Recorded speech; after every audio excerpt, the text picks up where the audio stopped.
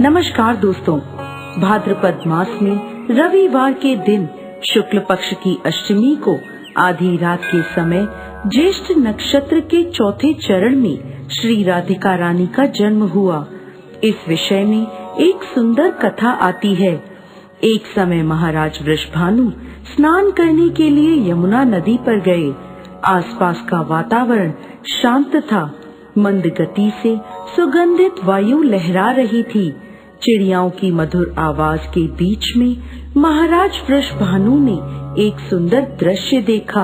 उनसे कुछ ही दूरी पर यमुना नदी पर एक सुंदर स्वर्ण कमल का पुष्प तैर रहा था। स्वर्ण कमल उन्होंने पहले कभी नहीं देखा था, ना ही उसके बारे में उन्होंने कभी सुना था। कौतूहल पूर्वक वो उस कमल के पुष्प के पास गए।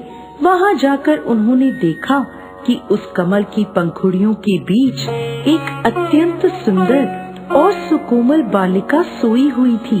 उसका वर्ण पिघले हुए स्वर्ण के समान था। नेत्र कमल की पंखुड़ियों के समान थे। इस बालिका को देखते ही महाराज के मन में वात्सल्य की वर्षा होने लगी। उन्होंने उस कन्या को अपनी गोद में उठा लिया। आसपास देखा तो कोई भी नहीं था।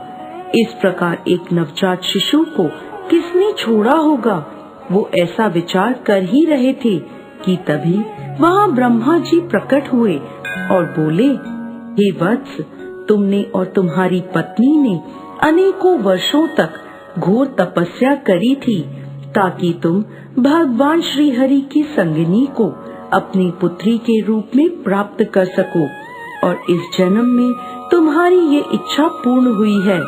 यह बालिका साक्षात भगवान की अंतरंग शक्ति है।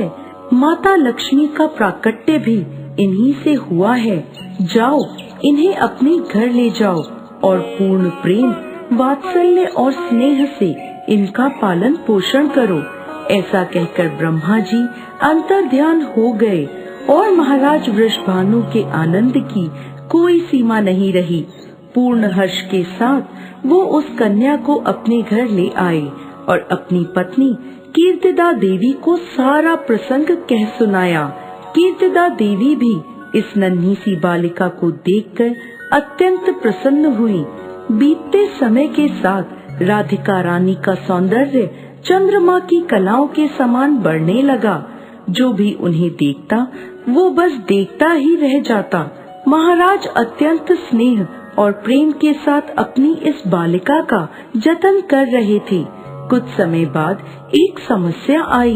ये नन्ही सी बालिका रोती नहीं है और न ही अपनी आंखें खोलती है। ऐसा लगता था मानो उसकी श्रवण शक्ति भी नहीं है।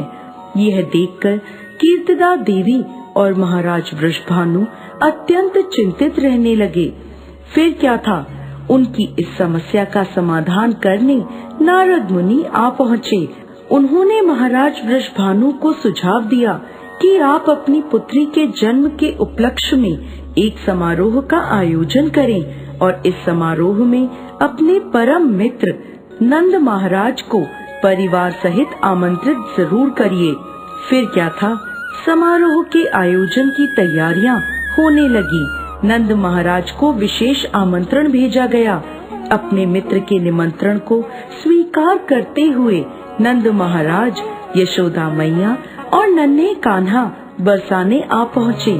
नन्हे कृष्ण को पता था कि उन्हें क्या करना है और कहाँ जाना है। अपने घुंघरू खनकाते वो सीधे राधा रानी के पास पहुँच गए। जैसे ही श्री कृष्ण ने पालने में सोई हुई राधा रानी की ओर देखा तो उनकी सुगंध से राधा रानी जान गई कि उनके प्राण प्रिय श्री कृष्ण आ गए हैं। अत्यंत हर्ष के साथ उन्होंने अपनी आंखें खोली और सर्वप्रथम भगवान श्री कृष्ण का दर्शन किया और थोड़ी ही देर में वो रोने लगी। अपनी पुत्री को पहली बार नेत्र खोले और रोते हुए देख कीर्तिदा देवी और महाराज वृषभानु अत्यंत हर्षित हुए। इस प्रकार उनकी पुत्री के जन्म की प्रसन्नता दुगनी हो गई। दोस्तों, भगवान श्री कृष्ण प्राण हैं तो राधा रानी आत्मा है। जय जय श्री राधे। जय श्री कृष्ण।